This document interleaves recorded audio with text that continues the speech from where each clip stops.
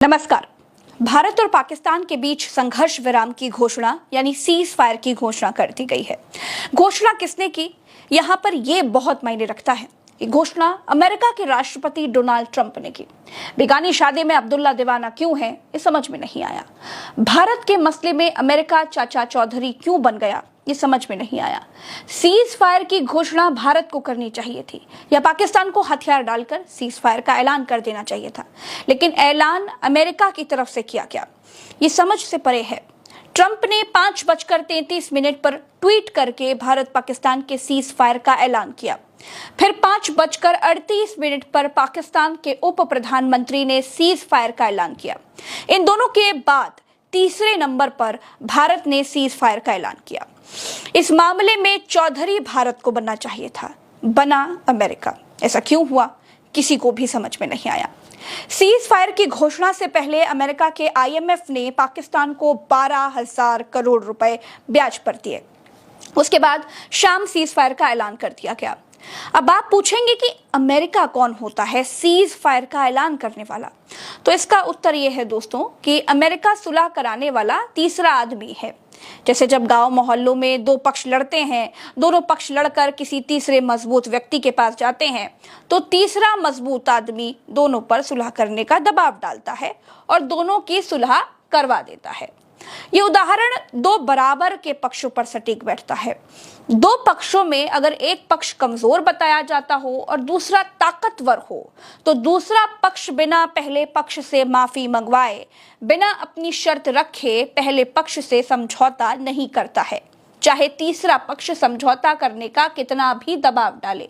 दूसरे पक्ष का मेन फोकस पहले पक्ष को घुटने पर लाने का ही होता है, जैसे इंदिरा गांधी ने खत्तर की लड़ाई में पाकिस्तान को घुटनों पर ला कर दिया था। ये तस्वीर देखिए, घुटनों पर लाना इसे कहते हैं, सजा इसे कहते हैं, सरेंडर करवाना इसे कहते हैं। पाकिस्तान की 71 के बाद हिम्मत नहीं हुई कि वो दोबारा बांग्लादेश पर कब्जा करने की कोशिश करता। इंदिरा गांधी के ऊपर भी बहुत दबाव था, लेकिन इंदिरा गांधी को जो करना था वही किया।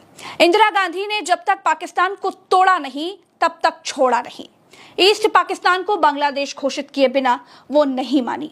जब पाकिस्तानी सेना ने भारत की सेना के आगे सरेंडर किया, अपने हथियार जमीन पर रखकर अपनी हार स्वीकार की, तो पूरी दुनिया ने देखा हमारे देश की सेना वही है।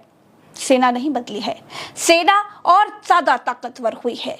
सेना का मनोबल 71 से ज्यादा और ऊंचा हुआ है, लेकिन हमारे देश के प्रधानमंत्री बदल गई हैं। तब इंदिरा थी। एक पक्ष यह भी है कि भारत और पाकिस्तान के बीच सीज फायर को लेकर बात चल रही थी। अगर भारत और पाकिस्तान मिलकर सीज फायर पर सहमत हुए, तो फिर अमेरिका दादा क्यों बना। ये बात ठीक है कि युद्ध नहीं होना चाहिए, लेकिन पाकिस्तान लातों का भूत है।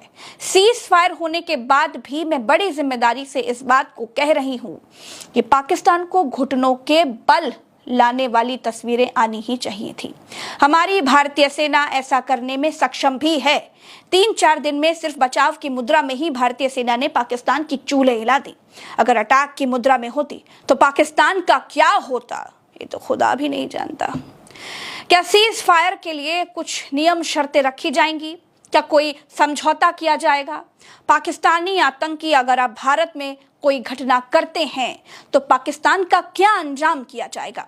आतंकी घटनाओं के लिए पाकिस्तान की क्या जिम्मेदारी तय की गई है? अभी इस पर कोई बयान या फिर कोई आधिकारिक बात निकल करके सामने नहीं आई है। दोस्तों, मैं प्रज्ञा मिश्रा सेना और देश के मामले में हमेशा अपने देश के साथ खड़ी रहूंगी। अपने देश की सेना का मनोबल हमेशा ऊंचा रखूंगी।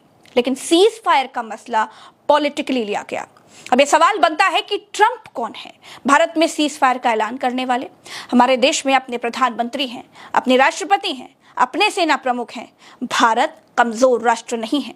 हमारे डिसीजन कोई और ले या हमारे डिसीजन का ऐलान कोई और करे, ठीक नहीं है। भारत एक महान देश है, वो अपने फैसले खुद लेना जानता है, वो अपने फैसले खुद ले सकता है। भारत देश की सेना को बधाई कि उसने 3 दिन में पाकिस्तान में मौजूद आतंकियों के ठिकानों पर ऑपरेशन सिंदूर चलाकर खत्म कर दिया। फिलहाल के लिए इतना ही। नमस्कार।